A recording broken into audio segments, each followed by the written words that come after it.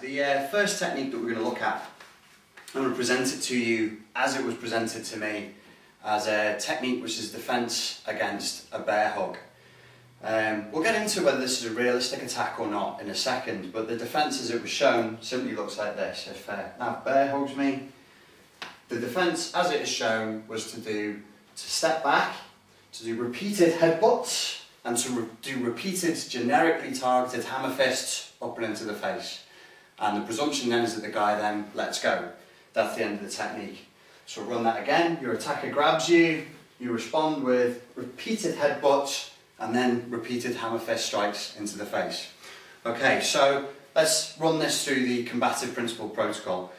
As a realistic attack, how realistic is it? How often are you going to see that? I would say this kind of thing, face to face, somebody actually grabbing you and going for a bear hug, I think is going to be quite rare in a street fight. It's something you will see in MMA tournaments and in wrestling matches.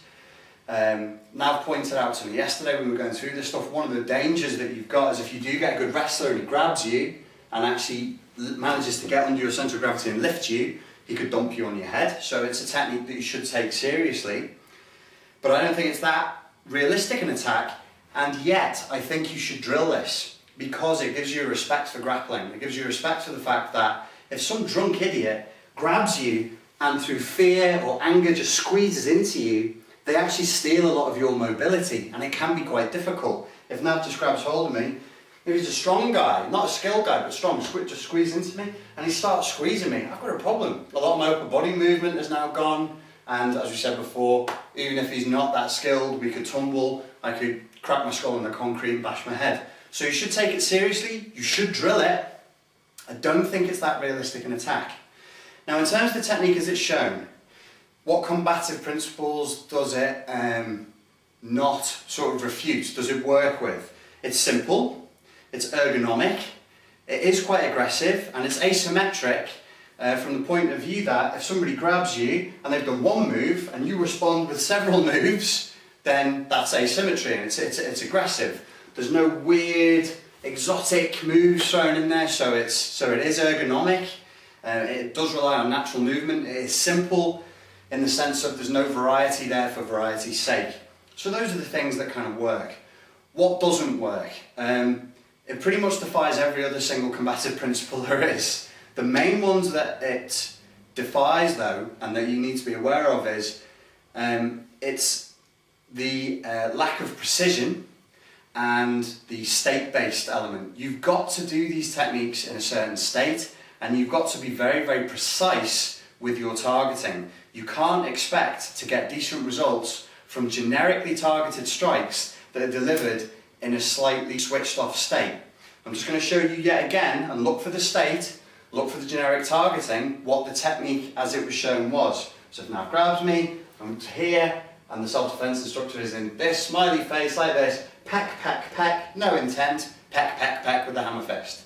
Now, I personally don't think that the headbutt and hammer fist is a good thing to do, but let's do this procedurally, let's be systematic about this. If you were insistent that you did want to do a headbutt and hammer fist in a response to being bear hugged, this is how you should do it in a way that has precision strikes and is state-based. Bear hug me again, please.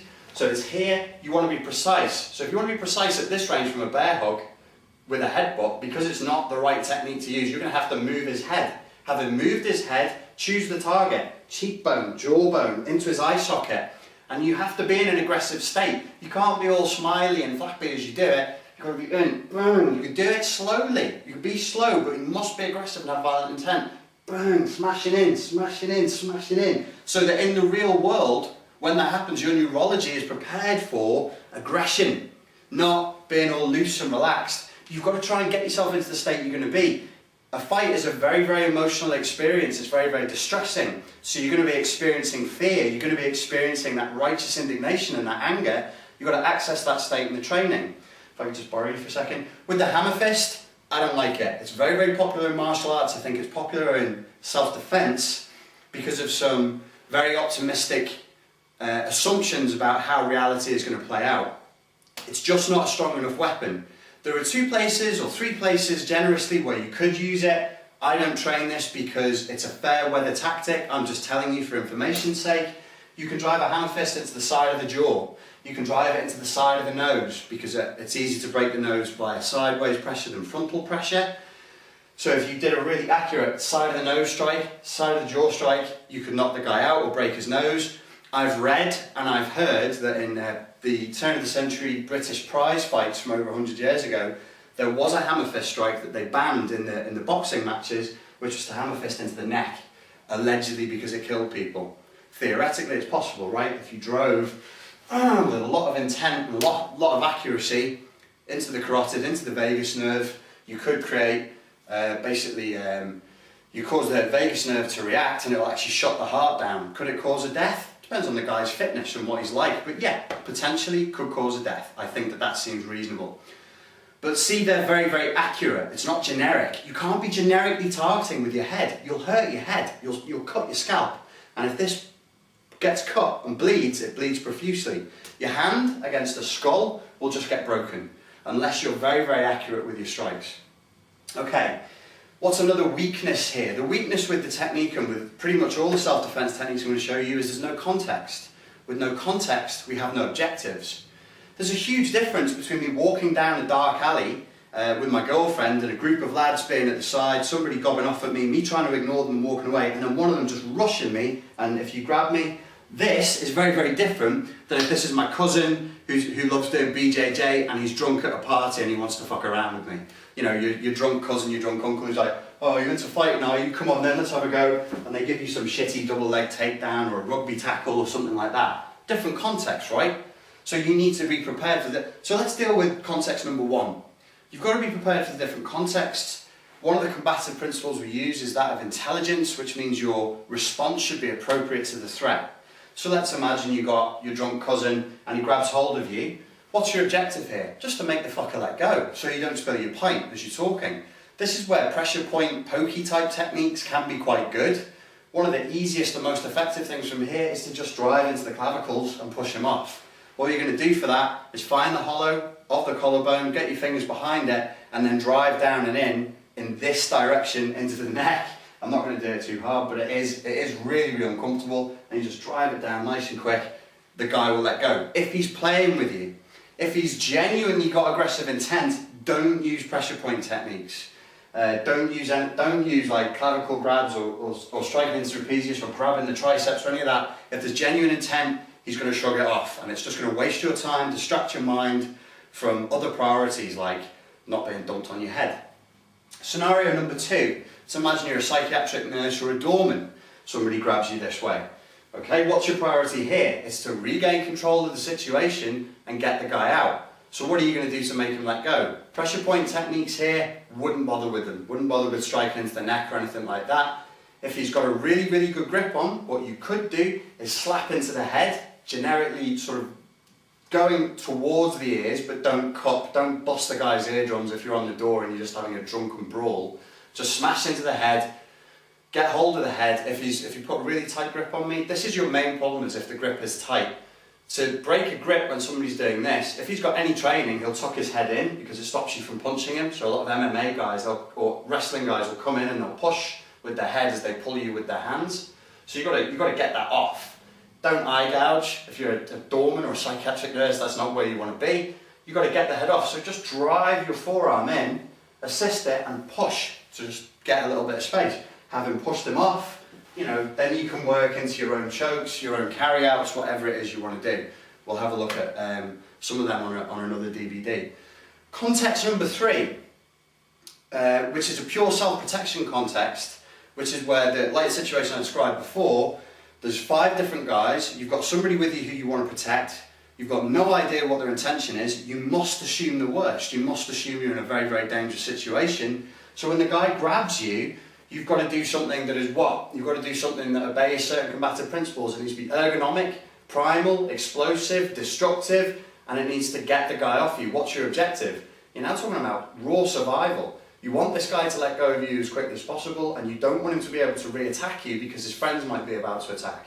Easiest way, simplest way, both hands up to the head in an incidental strike. Here, put your thumbs into the eyes, drive them in, and peel the head off. If you've driven your thumbs into both of his eyes, peeled the head off and shoved him away, got him to let go, he's probably not going to carry on fighting with you. If he's very, very determined and all you've done is managed to get to here and break the grip, just do something simple. Take what is there, make sure it's ergonomic, only take what is there. From here, I'm thinking drive that into the thigh, the meat of his thigh, bring his head down, smash with the knee, drag him to the floor, stamp. Keep it simple. What I'm going to show you guys is that by applying these combative principles over and over again to a multiplicity of situations, we're actually going to see that there's only certain techniques, technical things that are going to come up again and again and again, dependent on the context, dependent on the level of threat that every situation presents itself with. Thank you.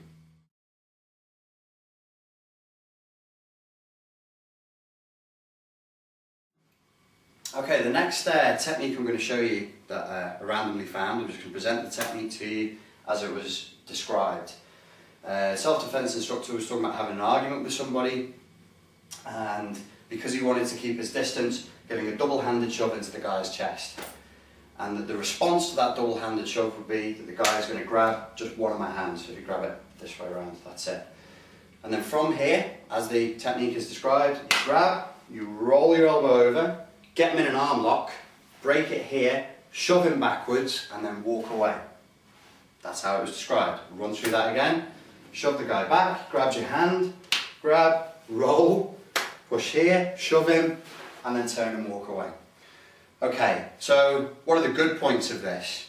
I think it's intelligent, it's an appropriate level of response to the degree of threat shown, which is quite low. The guy's described it as being a verbal argument. No real damage is done there. It's fairly ergonomic, there's no weird exotic moves there to make it work. What's wrong with it? One of the basic things that I think is wrong with it is that actually this isn't really an attack. You're not dealing with an attack here, and it's a slightly inappropriate way of dealing with a verbal argument.